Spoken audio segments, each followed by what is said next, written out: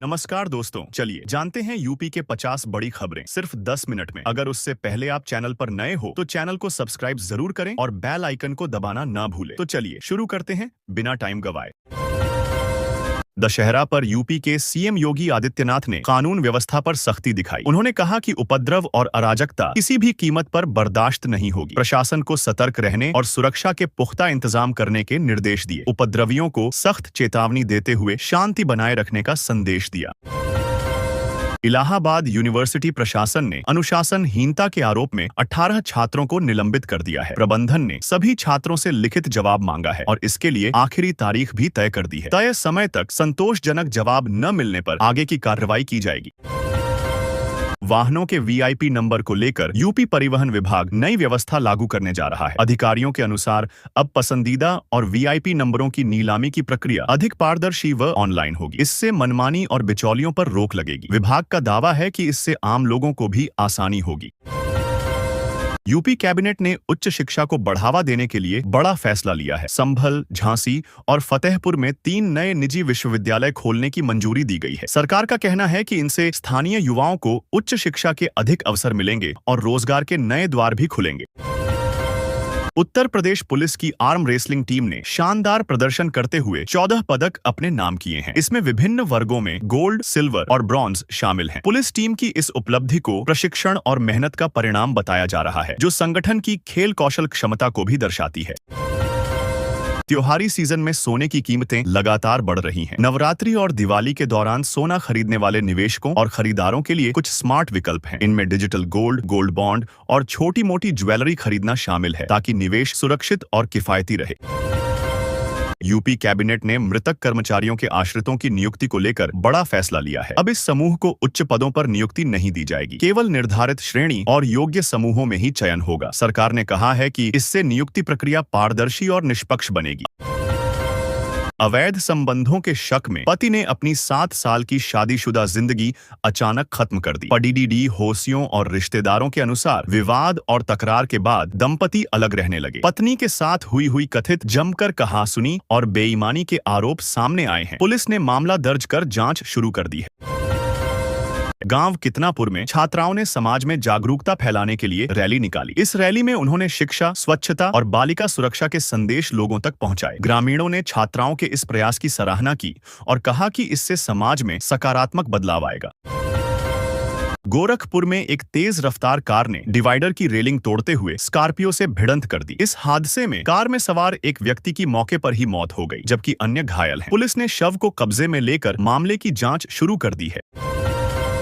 सोने और चांदी की कीमतों में हाल ही में गिरावट आई है। निवेशकों के लिए सवाल उठता है कि अभी खरीदें या और सस्ता होने का इंतजार करें। विशेषज्ञों के अनुसार अगर लॉन्ग टर्म निवेश की योजना है तो यह खरीदने का अच्छा अवसर हो सकता है, लेकिन शॉर्ट टर्म उतार चढ़ाव के लिए सतर्क रहना जरूरी है। लखनऊ में नाबालिग सुसाइड केस सामने आया है। पुलिस के अनुसार बच्चे को ऑनलाइन गेम और रुपये दोगुने करने के लालच में ठगों ने फंसाया। उन्होंने नाबालिग से करीब 14 लाख रुपए ऐंठ लिए। परिवार और पुलिस ने इस घटना को गंभीर बताते हुए साइबर ठगों की गिरफ्तारी के लिए कार्रवाई शुरू कर दी है। जिम के केबिन में संचालक का शव फंदे से लटका मिला। शुरुआती जांच में सुसाइड नोट नहीं मिलने के कारण मामला उलझ गया है। पुलिस ने शव को कब्जे में लेकर पोस्टमार्टम के लिए भेज दिया है और मौत के कारणों की जांच शुरू कर दी है। आगरा विश्वविद्यालय में अब एमआई रूसी भाषा की पढ़ाई शुरू होगी। फ्रेंच और जर्मन में भी छात्रों की रुचि बढ़ रही है। एमआई कोर्स की सीटें सीमित हैं। रूसी और फ्रेंच में लगभग 15-15 सीटें हैं। फीस प्रति वर्ष 10,500 से 12,500 रुपये है। छात्रों के लिए आवेदन 30 सितंबर तक खुले हैं। जुबैर के खिलाफ पुलिस ने बड़े अभियान के तहत 150 ठिकानों पर दिन रात तलाशी ली। इलाके को पूरी तरह छान मारा गया और संदिग्धों व सुरागों की जांच की गई। पुलिस का कहना है कि यह कार्रवाई आरोपों की जांच और कानून व्यवस्था बनाए रखने के लिए की गई थी। मुख्यमंत्री ने प्रधानों को प्रधानमंत्री के पंच प्रण की याद दिलाई और कहा कि विकसित यूपी के निर्माण में हर प्रदेशवासी का योगदान आवश्यक है। उन्होंने स्थानीय नेताओं को जनता से जुड़कर विकास कार्यों को गति देने और योजनाओं का सही तरीके से क्रियान्वयन सुनिश्चित करने के लिए प्रेरित किया। यूपी सरकार ने शहरी निकायों में 3,601 पदों पर भर्ती का ऐलान किया है। इसके साथ ही 970 करोड़ रुपए की लागत से 4 विकास प्राधिकरणों का विस्तार भी किया जाएगा। सरकार का उद्देश्य नगर विकास को तेज करना और रोजगार के नए अवसर पैदा करना है। नेपाल से लेकर बांग्लादेश तक फैला जुबैर का तस्करी नेटवर्क पुलिस के लिए चुनौती बना हुआ था। हाल ही में मुठभेड़ में सुरक्षा बलों ने जुबैर को ढेर कर दिया। उसकी गिरफ्तारी से अंतर्राष्ट्रीय तस्करी रैकेट को बड़ा झटका लगा और सीमा पार अपराध की रोकथाम में मदद मिली। जेवर एयरपोर्ट पर 10 बड़े निर्माण कार्य पूरे हो गए हैं, जिससे उड़ानों की तैयारी तेज हो गई है। हालांकि कुछ काम अभी अधूरे हैं, जैसे टर्मिनल विस्तार और पार्किंग सुविधाएं। अधिकारियों ने कहा कि शेष कार्य जल्द पूरा कर एयरपोर्ट को संचालन के लिए पूरी तरह तैयार किया जाएगा। इस साल दशहरा उत्सव में पंडालों में महिषासुर मर्दन की झांकियां जीवंत रूप में सजाई जाएंगी। भगवान शिव की तांडव मुद्राएं भी प्रदर्शित होंगी। आयोजकों ने कहा कि यह दृश्य श्रद्धालुओं को भव्य और आकर्षक अनुभव देगा, साथ ही कथा और सांस्कृतिक कार्यक्रमों को भी उभार देगा। यूपी सरकार ने किसानों के लिए बड़ा कदम उठाया है। राज्य में नए कृषि योजना और सब्सिडी सुविधाओं की घोषणा की गई है। किसानों को बीज, उर्वरक और सिंचाई में मदद मिलेगी। साथ ही कृषि उत्पादों की मार्केटिंग को भी मजबूत किया जाएगा, जिससे उनकी आय और समृद्धि बढ़ेगी। उत्तर प्रदेश की कोर्ट में सौरभ हत्याकांड का खुलासा हुआ। नीला ड्राम काटने पर सौरभ का धड़ मिला। बाद में कलाइयां और बैग में उसका सिर बरामद हुआ। पीड़ित पक्ष के गवाह ने रोंगटे खड़े करने वाला बयान दिया, जिससे अपराध की भयावहता सामने आई। घटना ने पूरे इलाके में सनसनी फैला दी।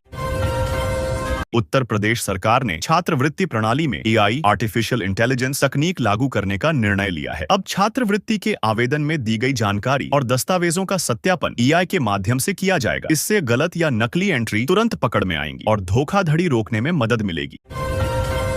उत्तर प्रदेश पुलिस ने ठगी के मामले में गैंगस्टर आफताब और दानिश को एनकाउंटर में दबोचा। ये दोनों महिलाएं को पंडित बनकर ठगते थे। एनकाउंटर में पैर में गोली लगी, उसके बाद इन्हें गिरफ्तार कर लिया गया। पुलिस ने बताया कि इनके कई शिकार पहले भी धोखे में फंसे हैं। उत्तर प्रदेश पुलिस के मिशन शक्ति अभियान के तहत 6 दिनों में 332 मनचलों को गिरफ्तार किया गया। स्कूल, कॉलेज या घर, कहीं भी लड़कियां सुरक्षित नहीं हैं। अभियान का उद्देश्य महिलाओं और लड़कियों की सुरक्षा सुनिश्चित करना और अपराधियों पर सख्ती दिखाना है।